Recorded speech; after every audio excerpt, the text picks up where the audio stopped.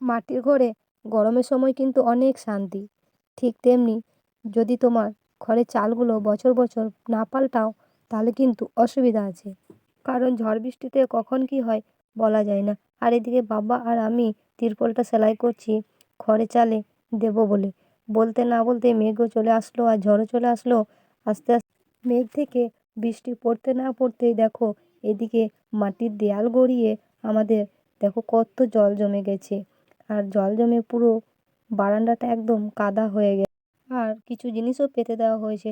তারপরে সকালবেলায়ও কিন্তু বৃষ্টি কম হয়নি। এদিকে বৃষ্টি তো সবার ভালো লাগে, বৃষ্টি না হলে কি হয়, বৃষ্টি তো হতেই হবে, রোদ বৃষ্টি মেঘ জল সবই চাই। তারপরে দেখো সকালবেলায় উঠে দেখি পুরো এখনো টিপটিপ করে জল পড়ছে, তাও অনেকটা কম হয়েছে মনে হচ্ছে। আর সব থেকে একটা কথা কি বলো তো, বৃষ্টি হলে আমাদের মানুষের এতটা কষ্ট হয় না, কিন্তু এই যে অবলা প্রাণীগুলো এদের না সত্যি অনেক কষ্ট হয়।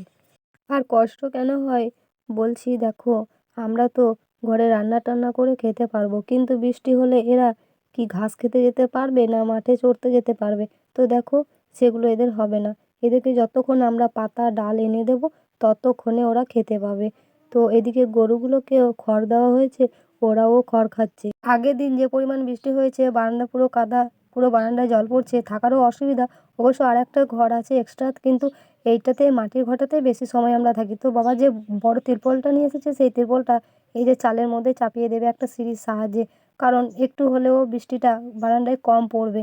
কারণ এখন ঘর করতে পারা চারটাখানি মুখের কথা নয়, তাই ঘর ভেঙে ঘর করতে এখন পারবে না বাবা, সেই জন্য মাটির ঘরটাকে একটু যত্ন করে রাখছে। আর আমার তো দালান বাড়ি থেকে মাটির ঘর অনেক বেশি পছন্দের, অনেক শান্তির। তো অনেকেই আমাদেরকে বলে যে তোমাদের নাকি ঘর নেই। তো এটা কি, আমরা কি বাইরে থাকি? আমাদের তো ঘর আছে, তোমাদের মতো হয়তো দালান বাড়ি না থাকতে পারে, কিন্তু মাটির বাড়ি তো আছে, এটাতে অনেক শান্তি। আর এই যে ছোট্ট ঘরটা দেখছো, এই ঘরটা ছাওয়ানির জন্য আমাদের পুরো 700 টাকা নিয়েছে। যে বাড়িতে তিরপল দেওয়া হয়েছে ওইটা কিন্তু এখনো ছাওয়ানি হয়নি, প্রচণ্ড ঝড় বৃষ্টির জন্য আমাদের একই অবস্থা হলো। তোমাদের সাথে কথা বলতে বলতে ভিডিওটা অনেকটা লং হয়ে গেল। তো আমার চ্যানেলে যদি প্রথম এসে থাকো অবশ্যই আমার ভিডিওটা লাইক কমেন্ট আর সাবস্ক্রাইব করে পাশে থেকো। আর সবাই সুস্থ থেকো, ভালো থেকো, টাটা।